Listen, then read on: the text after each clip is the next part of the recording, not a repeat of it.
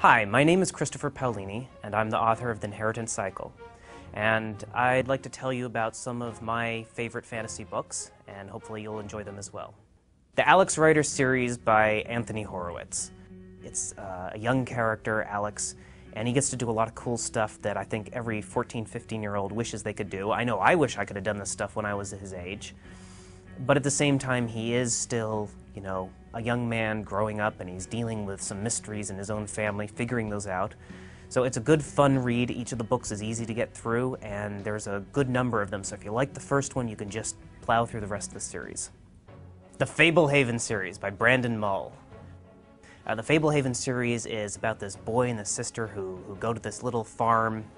They're staying there for the summer, some relatives of theirs. And they end up discovering that this farm has all sorts of fantastical creatures. There are fairies and centaurs and all sorts of other creatures that I won't spoil for you. And it has a great relationship between the brother and the sister, which I really enjoyed. In fact, when I read, I think it was the first 3 books, I stayed up till 4 in the morning reading the books. I just read them straight through. His Dark Materials trilogy by Philip Pullman. This is a little bit different than the other books. They're very rich fantasy, very intelligent and very involved. Again, one of the reasons I like these books is because I think that Philip Pullman created not only a great world, but some great characters in Lyra and Will, who are the 2 main young protagonists in the series. And in addition to their relationship, Pullman also created these wonderful worlds that they go around and explore. The Hobbit by Tolkien. This obviously is a classic. It's actually my favorite of all of Tolkien's works. Lord of the Rings is a great series, obviously, but The Hobbit is it's a fairy tale. It's a children's story, and it has a wonderful sense of humor. The characters are delightful. You have Bilbo, you have Gandalf, you have all the dwarves, and of course you have the great and evil dragon Smaug, who makes for such a wonderful villain. I remember when I read this when I was 12 or 13, and I was just swept away into Middle-earth and all the characters and all the places. A Wizard of Earthsea by Ursula K. Le Guin.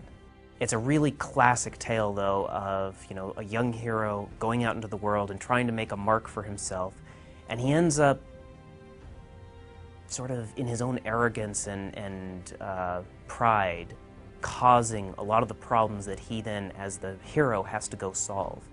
I think it's a wonderfully moving book. It's extremely well written, and there's definitely a reason that it's become such a classic over the years. Highly recommend A Wizard of Earthsea. Mossflower by Brian Jacques. This book was one of my all-time favorites growing up. It was written later in the Redwall series, but it actually comes earlier chronologically, so it's the beginning of the story of Redwall.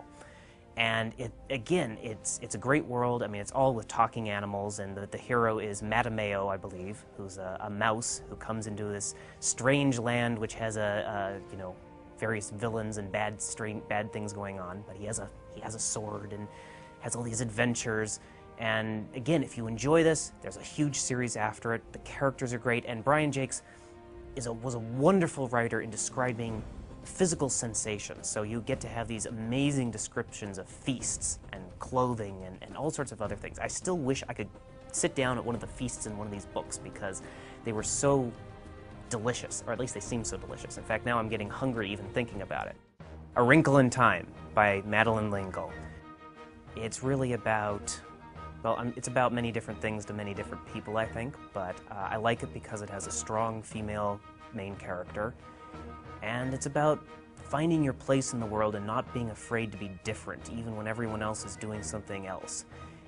Plus, it's really scary at times, and in a good way. It's got these really creepy characters, and you don't know if they're good or bad, and then the main characters actually travel to another world at one point, and I still have bad dreams about this place. And I'm saying this as a recommendation to you, the reader. This is a good book. Dune by Frank Herbert. Dune is technically science fiction, not fantasy, but I'm going to lump it in with all these others anyway. Dune's probably the book that I've read more times than any other in my life, and I think it's great for 2 reasons. It's great because of the story in the world that Herbert managed to create, and it's also great because it is a complete hero story from start to finish, but it's all told in one volume. Most writers, myself included, need at least 3 books to tell, a big epic story, and some, like myself, need at least 4 or more. And it's nice to read what Herbert did, where he told this great epic story in one book and creates this great world and universe, and touched on a lot of interesting bits of philosophy and world building and stuff like that. Memory, Sorrow, and Thorn by Tad Williams. Memory, Sorrow, and Thorn is actually a trilogy. That's the name of the series. The first book is called The Dragonbone Chair. This is a great fantasy series.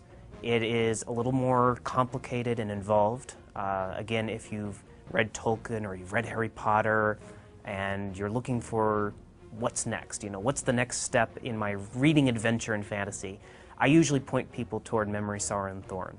I read it when I was in my early mid-teens, and it had a big influence on me on how I view fantasy and what's possible.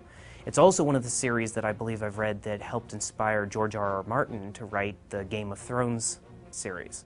So those are some of the books that I've enjoyed reading, and I hope you'll enjoy them as well. And as my main character Eragon would say, Sionor sverdar sitya havas. May your swords stay sharp.